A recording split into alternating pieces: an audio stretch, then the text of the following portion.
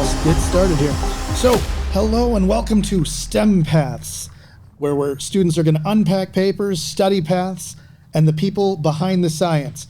Today's guest hosts, we have John Polster and Eddie Santoya. And our episode today, we're going to be interviewing John Palarski, who's done some work in, the Piney Woods, right, guys? So, yes, how about you guys, you hosts, take it over here. Give us some stuff. All right. My name's John Polster. I'm a junior here at Sul Ross studying natural resource management.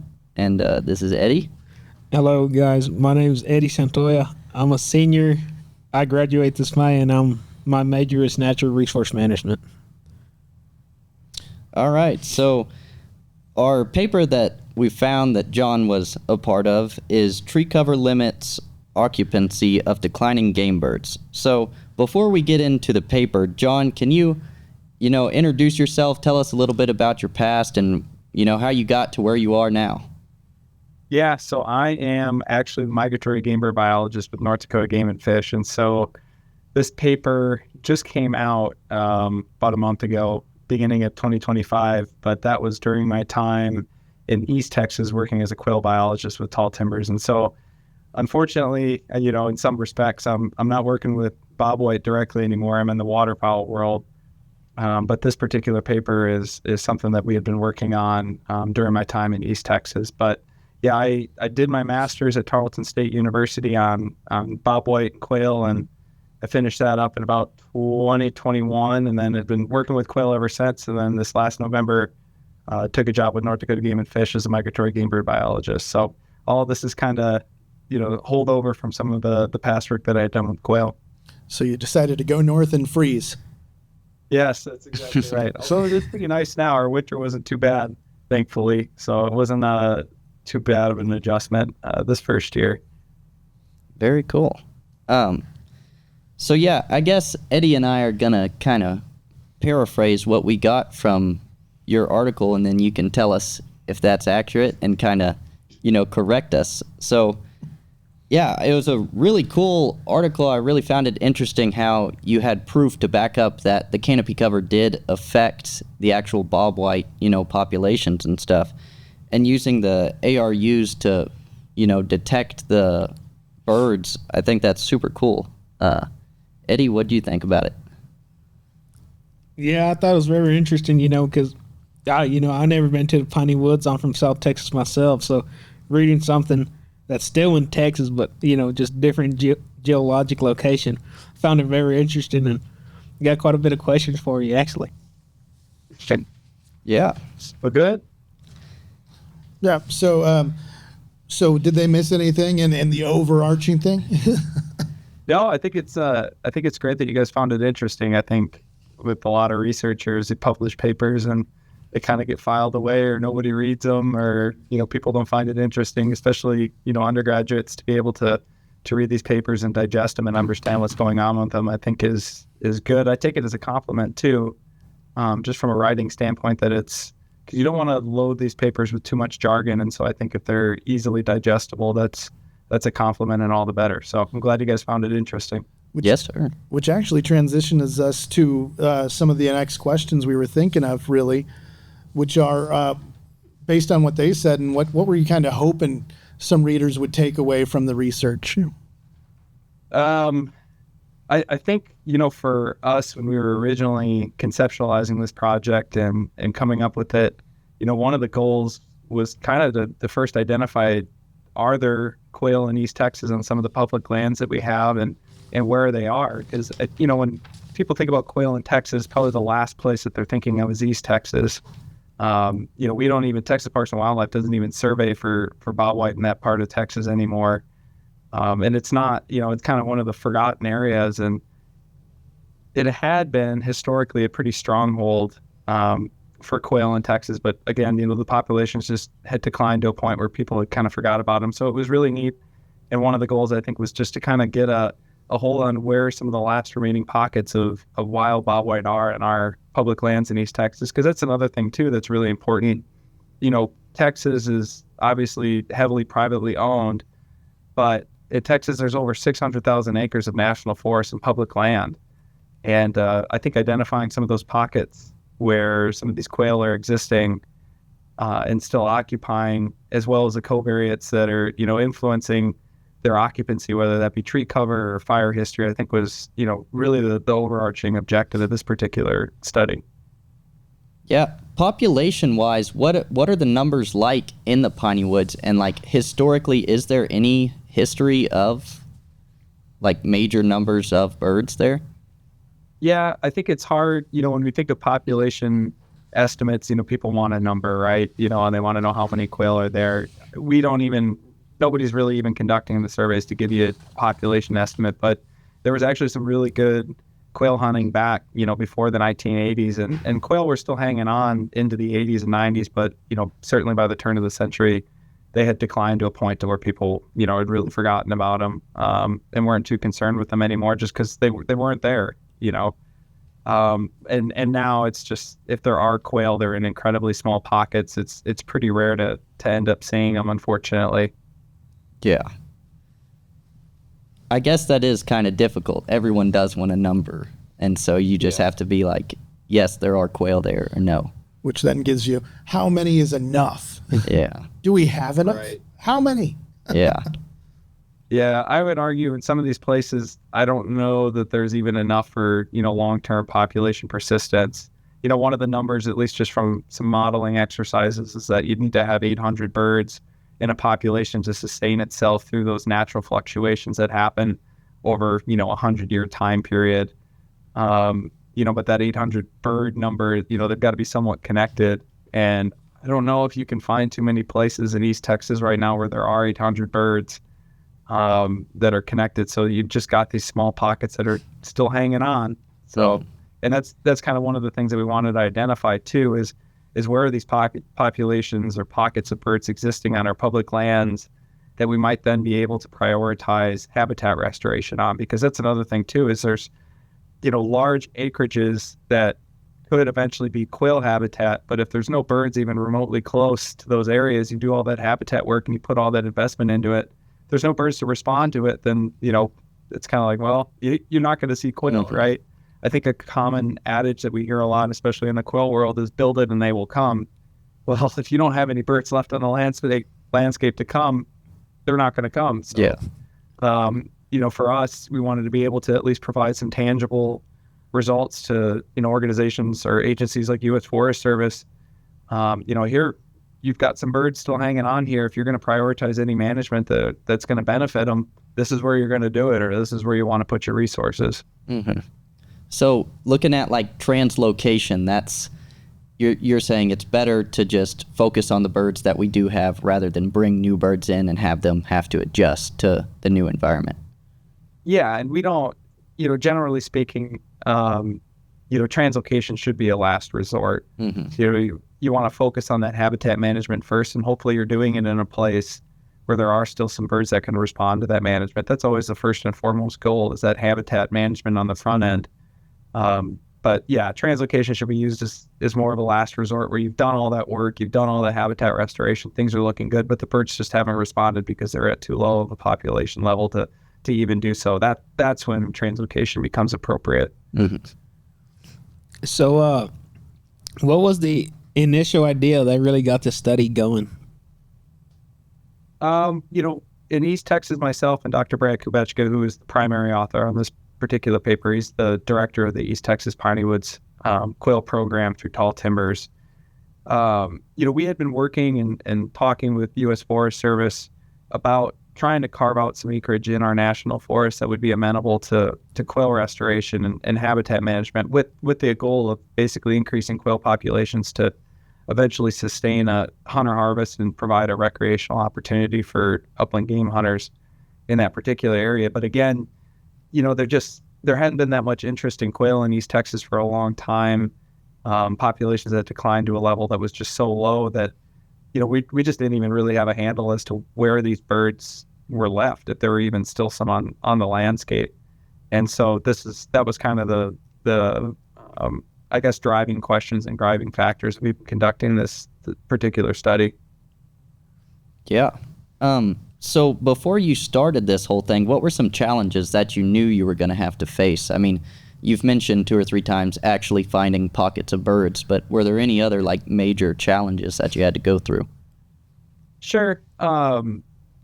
Yeah, as you can imagine, when you're trying to identify where these birds are over such a large landscape, I mean, hundreds of thousands of acres, it requires a lot of surveys. And, the more traditional surveys would be some person goes out to a particular location, in a given morning and listens for, X minutes to try and identify where these, birds are. They're doing the traditional spraying cock count that most people are doing across the state.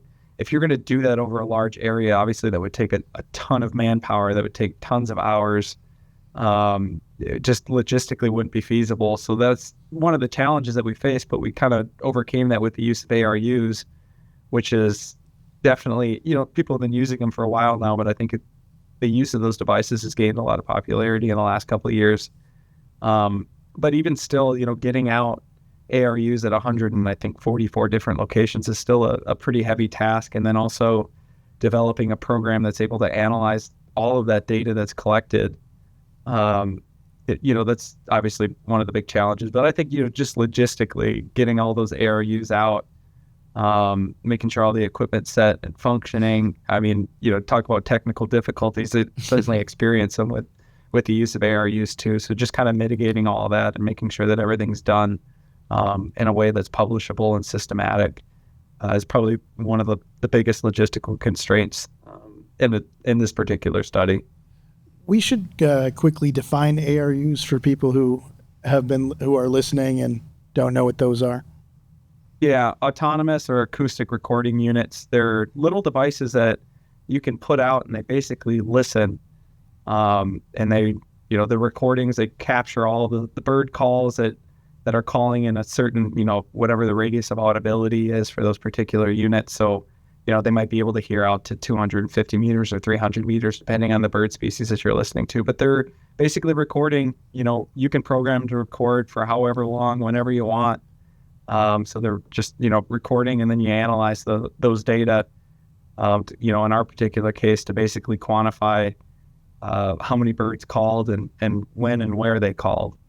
So they're really helpful. They basically can, almost replace a human observer, and you can obviously have a whole bunch of them. Like in our case, we had 80 of them to work with. So it'd be impossible to have 80 people going out into the national forest to do these surveys and do them, for 11 days straight like we had. So, we were able to utilize these ARUs to do that. Yeah, and that raises a question. When I was reading your article, this is straight from it. It says, we developed custom-built autonomous playback speakers at a subsample of our survey sites. So can you, talk a little bit more about that? They're like portable speakers that, make quail noises, or what's going on there? Yeah, that's exactly right. I'm glad you brought that up because that was kind of a unique twist on this particular study. Quail are known to exhibit antiphonal calling, meaning, if one bird calls, the probability of another bird then calling is higher. So they kind of play off of each other, so to speak. And so we knew going into this particular study that the probability of occupancy or the probability of a bird being there at a given site was going to be low, maybe less than 10%. And the probability of that bird actually calling, if it was there, it was going to be even lower. So we're talking, a detection rate that's really, really low. And so we figured that if we could develop a device that plays a bobwhite whistle, that spring call that they're doing, that we might be able to elicit additional calling and thereby increase detection rates. And so that's what those devices were designed to do, is basically emit calls right before the playback or right before the ARUs were set to record to try and elicit additional calling. So we had a greater probability of detecting those birds that were there. And did you see that work? No, not at all. We spent all that time developing it. And I think the thought was great in theory, but what we actually saw is that at our sites with the playback units, the detection probability was actually lower than those units or those ARUs that didn't have the playback speaker. So it was like literally the exact opposite of what we would have thought. That's so interesting.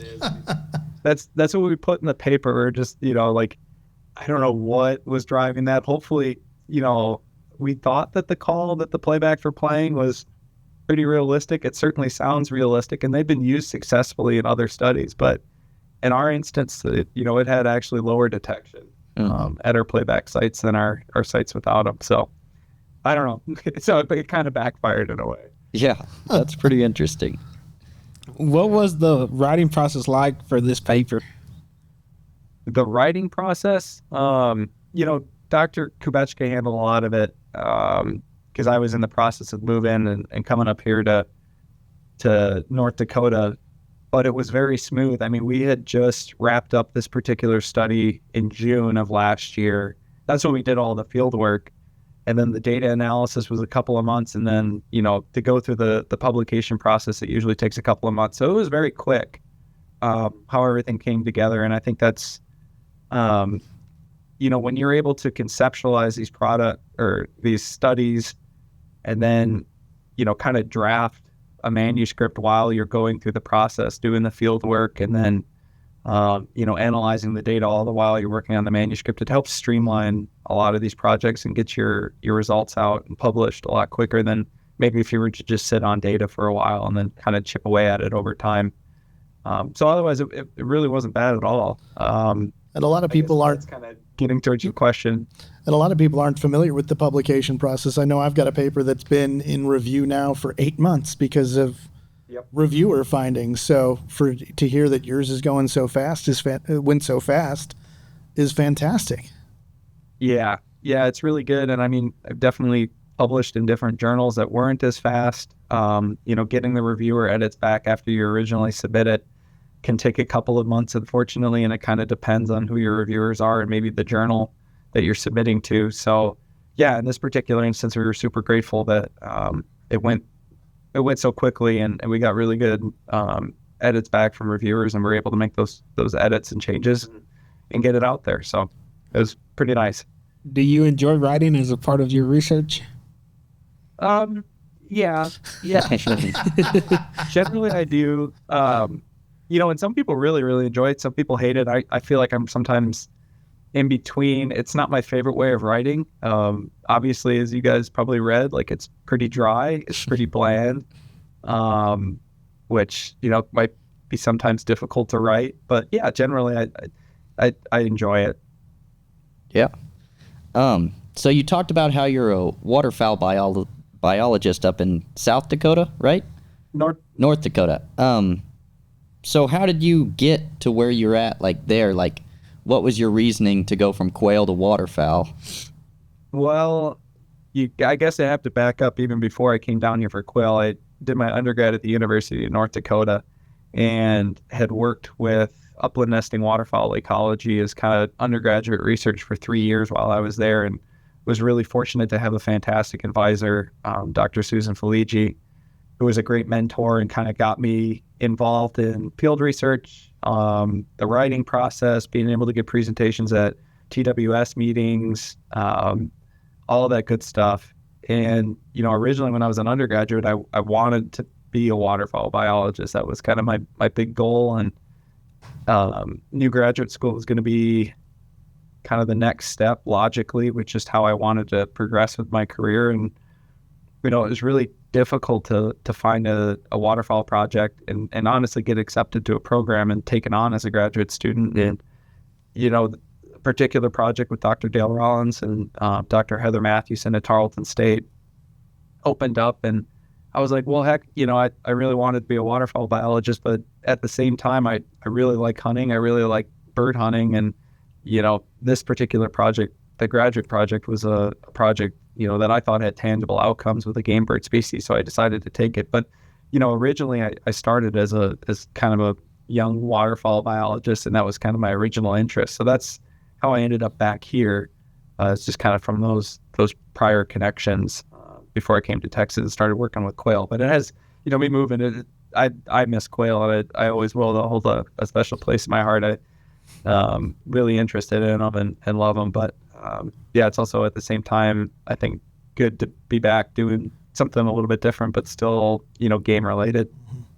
These two are actually big hunters themselves. In fact, that's been John's big thing, for example, was he'd learn all the birds that were the ones he wanted to hunt first in ornithology, and then he'd get on to the other ones. And Eddie was kind of in that realm too a little bit. Eddie, you got anything to think about on that? Sure. Yeah, that was the ducks identification. That was easy. That was a walk in the park. But then we got to all these brewer sparrows and cassin sparrows, and they all look the same. I guess some people look at waterfowl like that too, but I guess they're a little different when you hunt them. Red head and a pintail, right? What's the difference? So many differences. Yeah, I think just with your description of John and Eddie, that's kind of how I started out too, and how I was. I think it makes things easier if you're really interested, say, for waterfowl or duck hunting. I think it makes it easier to go through maybe some of the research and having that strong interest like that. I think it makes you a better biologist in some sense, because that passion is there, which is hard to cultivate, quite honestly, if it's not already there. And I think it helps you do some really good work. So yeah, that's kind of how I started out too. Yeah. Well, on that, subject, what advice would you give to someone like me and Eddie who are, about to graduate and what advice would you give to us? Oh, you're about to graduate, so the advice I give you as an undergrad might be irrelevant now. Well, John's got a little bit more time. Eddie's in the final clutches. Okay. One thing I wish I would have done as an undergraduate is I wish I would have taken more stats classes, quite honestly, because that was definitely kind of my weak link going into graduate school. And it's something that, honestly, I kind of shied away from as an undergrad. I was like, man, I like ducks. I like, going out and nest dragging and finding nests and, doing all the field work and things like that. But at the end of the day, it's like, once you collect the data and you do all that work, you got to be able to do something with it. Yeah. To push those projects across the finish line. And I think having a solid statistics background is really important. It's something that I had to work a lot with, in graduate school, and obviously still trying to learn. And but stats, how does that make you guys feel? Yeah, it's funny he says that, because that's how I am right now. I'm trying to stray away from. Did you lose me? Yeah, we had lost you for a second, so I was asking them how they felt about stats and that being the advice you give them. Did you lose me? Yeah. Do you hear us yet again?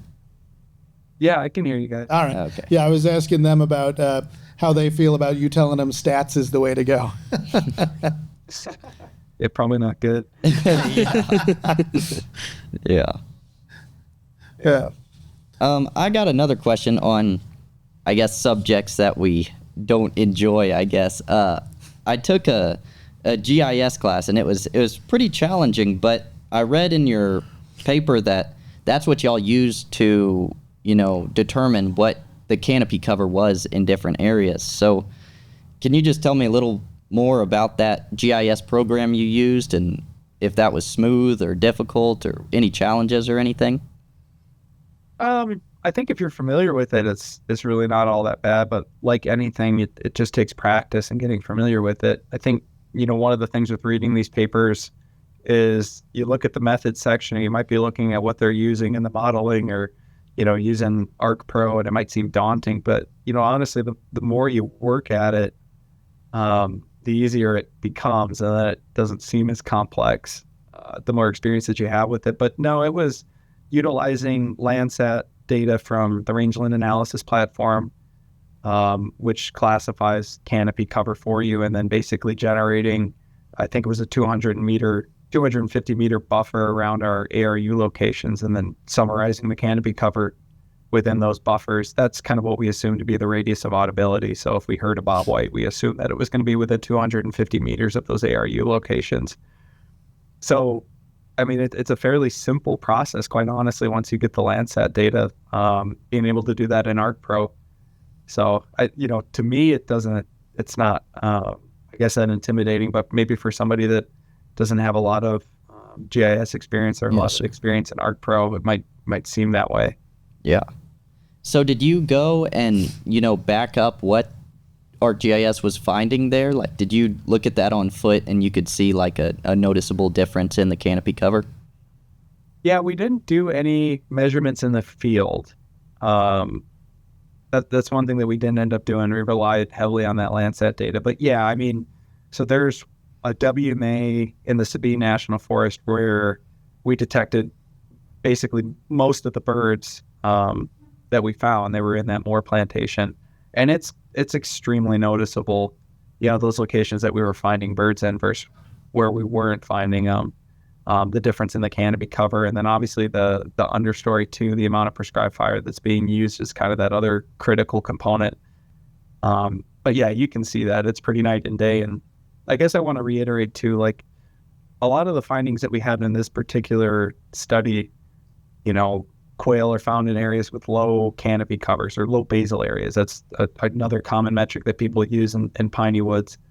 They're found in those areas in conjunction with frequent prescribed fire. Those aren't revolutionary findings, or they're not anything that's new. Like, we've known this for a long time, and it's very obvious when you're walking through what I would quote unquote call quail woods versus not quail woods. Like, you can see it, you can feel it, you can hear it, because you can hear all these other different species. That the diversity is so much higher than areas where the canopy cover is 100% and hasn't seen fire for 50 years. Like, you can just feel it. And so yeah, I mean, you guess you didn't necessarily need these results to really to prove that per se, because I think anybody that's spent any time in quail woods kind of already knows that to be true. Yes, sir. Going back to something you mentioned earlier that you share with John and Eddie here a little bit is you enjoy game hunting a little bit, and I was wondering if you had any preferred target species as well as any recipes that you might want to share, because I know these two like to cook. Yeah, when I grew up in Wisconsin, that's originally where I'm from. It was a lot of deer hunting. It was a lot of turkey hunting. That's just what we had. And originally it kind of started going out to North Dakota on duck hunting trips and goose hunting trips, and fell in love with waterfowl hunting. And ended up spending a lot of time doing that in North Dakota, maybe too much time. Hanging out in the And then when I came down to Texas, I got into the quail world. And I had grown up with Brittany's and did a little bit of grouse hunting, was never too serious about it. But I think spending time with folks like Dr. Dale Rollins or, other like Trey Johnson, for instance, who I think, John, too. He's got phenomenal bird dogs in East Texas and hunts all over the country. You spend time with those folks and you see some really good dog work. You kind of fall in love with that. And I ended up getting an English setter puppy this last spring. And so, at this point in my life, I'm doing a lot more upland game hunting. Fortunate being here in North Dakota, we have a ton of sharp-tailed grouse and pheasants and Hungarian partridge. And so that's kind of what I find myself doing a lot more now. As far as recipes, oh man, there's it's just kind of learning a lot about it. There's a couple of really good cookbooks that I like. Anything by Jesse Griffiths is a good Texas native. I really enjoy doing it. His book of Field, I think, is a masterpiece. I could basically just do all the recipes from front to start and then start over again and do it all again. It'd be fine with me. But no, I don't know. With pheasants, I particularly like the thighs and the legs, to be honest with you. Slow cook, that's one of my favorite ways to do it. Ducks, this last year shooting greater white-fronted geese, just plucking them and doing them in the pan with just salt and pepper has been really nice too. And it's really simple. And I think, as far as my recipes go, I kind of tend towards that. The simpler, the better, generally, in my opinion, unless I'm starting to get bored with things. But yeah, that's kind of what I like hunting and how I like cooking them. Yeah. Going back to your paper, you talked about prescribed fire a little bit. I think it was 3.6 years was your fire interval. Is that... I recently read another paper for Dr. Larson's class about turkeys and prescribed fire, and it basically said that you didn't see that much difference in like past 1 or 2 years with fire, but right after the fire came through, that was when it was the most beneficial. So what did the prescribed fire intervals look like on those properties? Yeah, and that 3.6 number the average fire return interval, that was for our study area on both the Angelina and Sabine National Forests. In the southeastern United States, where you're getting 50 plus inches of rainfall in a given year, if you want to manage for quail, and quail are your objective, a 2-year fire return interval is necessary. And what we've actually seen from what's called the Stoddard plots in North Florida, these are 1-acre plots that are burned at certain intervals, and they have been for the last, 60, 70 years at least. What we've seen is that those units that are burned at 3-year intervals, that shrub component, that mid-story gets too high over time to the point where fire is no longer effective in controlling it. And so it ends up growing up, the mid-story blows up, it shades out your ground cover, you have no more grasses and forbs, and you have no more quail habitat. And so really anything beyond a 3-year fire return interval is no good for quail in the long term. And in fact, a lot of those effects from fire, if you're using a more than a 3-year fire return interval, are muted because that mid-story has grown up to where it's no longer really affected by prescribed fire anymore. So if we're managing for quail, we want a 2-year fire return interval. And you kind of, I don't know, there's a lot more complexity to it too in terms of season of fire and what your objectives are there, and certainly the size of your prescribed fires and the juxtaposition that you want of burned and unburned units. It gets into a lot of complexity, and it kind of almost becomes more of an art than a science in some of those respects. But yeah, in terms of fire return frequency, you want to be about 2 years for quail. Yeah. And while we're on the management subject too, when it comes to like the canopy cover, if someone does have an area that does have too much canopy, would you recommend, logging it, getting it out, or would you recommend just girdling it and leaving it standing so that sunlight gets to the soil? I would definitely, if it's merchantable timber, I'd definitely log it, just so it, quote unquote, doesn't go to waste from a financial standpoint. But yeah, you're right. If the canopy covers too much, your basal area is too high, and you want to manage for quail, like we saw in this particular paper, you can burn it all you want. You can burn the snot out of it.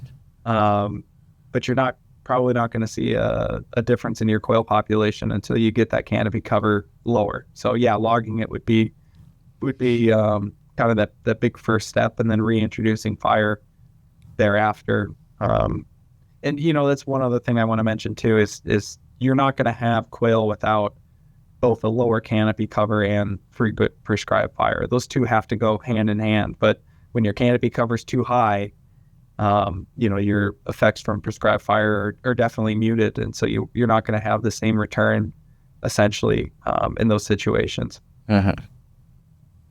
Yeah. So I think we're pretty much close to wrapping up here. Eddie, do you have any final questions to throw in? No, sir. I don't think so. he got them all for you. I've been watching you the whole time, and you're just like in awe of everything going on, and really being like, man, that's a good point. and it's been great. So, really, John, thank you for taking the time to meet with us today. I also want to make sure and thank our guest hosts, Eddie and John. They did a great job. Everybody's done a fantastic thing for our inaugural STEMpaths show here. So I really appreciate everybody making the time and taking it up. And if anybody ever has any questions who's listening, please post some questions, email us, what have you. We're always looking to hear more. If you wanted us to go into depth into something that we didn't consider, I mean, we'll put it in the next one or something. I don't know. But we'll just finish it up here. This has been STEMpaths. I'm Thornton Larson, and then we got John and Eddie. Yes, sir. Well, that's it. Yeah, thank you. And thank you again, Mr. John Palarski, who's up in North Dakota, Yes, sir. but spent plenty of time in Texas. Yep. Yeah, thanks guys for having me on. I really appreciate it, and keep up the good work. Yes, sir. Thank you Yes, sir. much. Thank you.